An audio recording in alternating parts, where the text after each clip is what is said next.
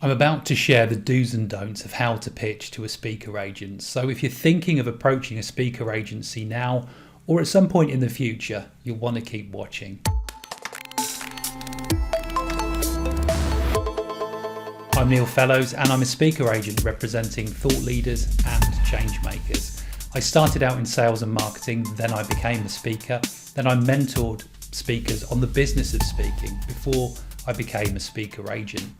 This means that I get what it's like to be on stage, but I also get what it's like to build a speaker business brick by brick. But what's different about me though is I also get what it's like to be on the other side of the fence, the booking side, and that's where I'm going to give you insights like you've never had before. The aim of this video series, How to Survive and Thrive as a Speaker, is to help you get more speaking gigs, get paid more, and get representation with an agency. So let's get into how to pitch to a speaker agent, or how not to pitch badly to a speaker agent. As an agent, I like to think that I'm quite approachable. I'm generally happy to help a speaker when time allows me.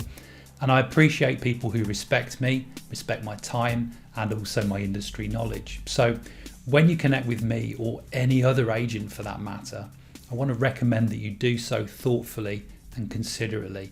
For example, if you want to get represented by a speaker agent, know that agencies typically have an application process. They're open to representing talent, and their process helps them find that talent.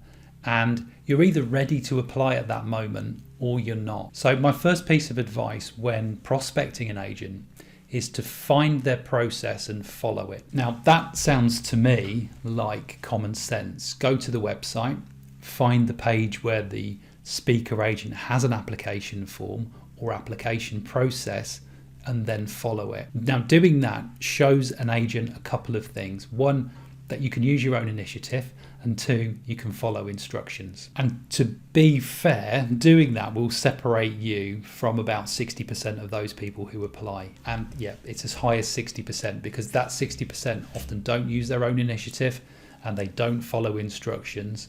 And some of them resort to some, let's say, very strange and sometimes some pretty awful tactics. Let me share a few of those with you in the hope that I can spare you some of the same mistakes. I often get pitched on LinkedIn. Some people are nice and they're polite, and I'm happy to signpost those people and send them to resources that would be helpful. As an agency, we're a bit different. Our vetting process may be a bit slower compared to other speaker agents. And to be fair, we do give speakers a number of hoops to jump through, and some speakers take issue with that, and thereby they pretty much rule themselves out at the first hoop. The way some speakers pitch me on LinkedIn is very much like they would be doing me a favor if I represented them. And confidence is great, but the truth is there is a lot of talent out there that is just as confident, but maybe just a little bit less arrogant. And I'm looking for talent, not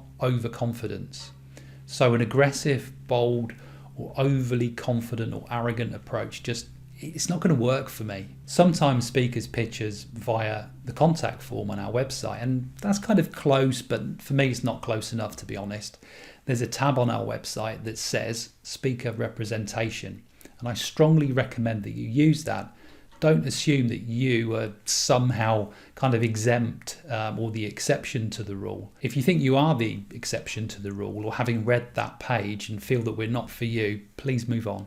If you have a genuine question, it is okay to ask. But don't use the contact form to pitch us, because we'll assume you didn't use your own initiative, couldn't follow instructions, maybe see yourself as special, or maybe you're a bit lazy. When we do get pitched via the contact form, my suspicion when I see this, especially when the email's sort of like really well laid out with no personalization, is that the speaker has given their VA some copy and said, go out and find me some agents. Remember earlier I said agents want to be respected, so do your homework. It will get your VA to make sure they do their homework. It's not hard. You'll see some agents specialize in different topics. You'll find some agents specialize maybe in sport, where other agents specialize in celebrities. Others are maybe in comedy or in representing speakers in schools. My agency specialize in change. So find the agent that is about your topic. Don't waste time pitching an agent who clearly, if you research them, would never represent you. Just focus on the one who would and build your assets so that that agent can see the potential that you have and the talent that you have. Now that kind of approach, that does take a bit longer, but it will bear you more fruit. I got pitched recently by someone that sent me an email via Constant Contact. This got this person noticed, but not really in a very good way. When I read down the email, I was really surprised to see that it had been sent by a marketing expert on behalf of the speaker. Really?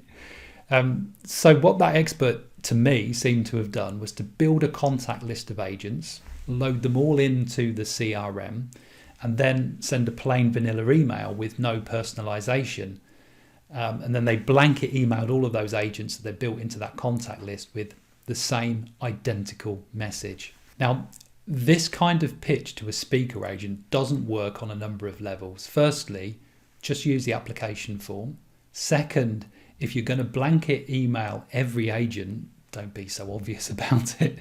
If you do email an agent, make the email personal. Most agents have been around the block.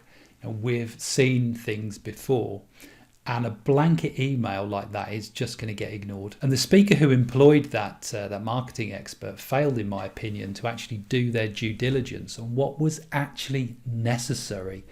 And the marketing expert failed to do the same thing, and in my opinion, looked a little bit naive. I imagine that exercise for them would have ended up being a waste of money and a waste of time. People also tell me that they're contacting me because other speakers that they know are on our books and they told us that they should contact us.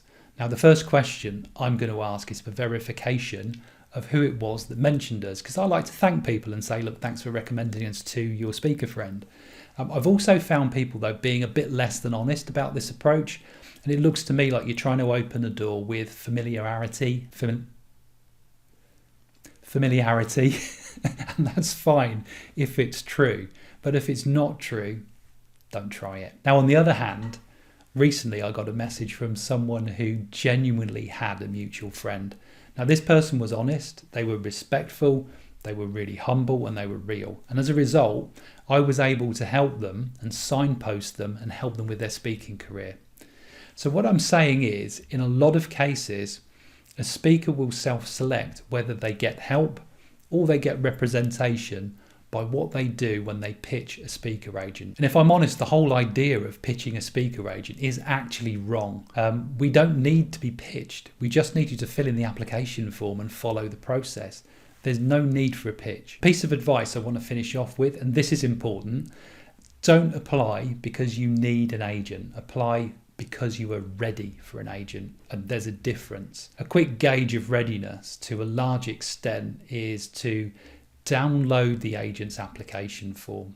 If you couldn't copy and paste the information that they ask for into that form in one sitting, you're probably not ready to be represented. If you've got any doubts about the information in the application form, don't submit it. Don't think that you've got nothing to lose, because you've got this opportunity to lose. I would recommend that you find a coach, someone who is within the speaker industry, who is already represented or is a representer of speakers, and get some help with that area. And finally, if you're not yet charging an absolute minimum of £5,000, you're not ready for representation. To help you get ready, you should do two things. The first is thoroughly take in the information in episodes 2 and 4 on this playlist, where I talk about the 3 levels of speakers. Also, take a look at Rising Stars. It's an affordable program that helps speakers get ready for representation by helping them build their speaker assets. This helps you get ready to apply. So the advice here on how to pitch to a speaker agent is pretty simple. Follow the application process. If you contact an agent regarding applying, be respectful and be honest, and don't apply too soon. Be ready and take the time to be ready. If you found this video useful, please subscribe to the channel and hit the bell to get notified about all of our latest uploads. If you want to be taken seriously by an agent and speaker bookers, you want to make sure that you have all of your speaker assets in place, as I mentioned in this video. Just because you've been on the circuit for a couple of decades and had some high paying gigs, it doesn't automatically mean that you're representation ready. But what will set you apart from other speakers is ensuring your speaker assets are in place. At Stellar, we think of it like this. A star system is a constellation of stars with a gravitational pull. We think of your speaker assets as that gravitational pull, and we've developed a program called Rising Stars that walks you through how to create and update 8 critical assets we call essentials. We give you a directory of speaking stages, share speaking opportunities so you can get out on the circuit, give you invaluable industry insights helping you to spot the trends or build your understanding of a certain niche sector in the market. We also give you templates, checklists, and bonus video interviews, hand you quarterly trainings on hot topics, and give you access to quality providers who can help you develop your assets. Best of all, once you've completed the program and developed your assets, we may even take you on and represent you. So you can find out more about Rising Stars. I'll add a link in the description, and I'll see you in the next video.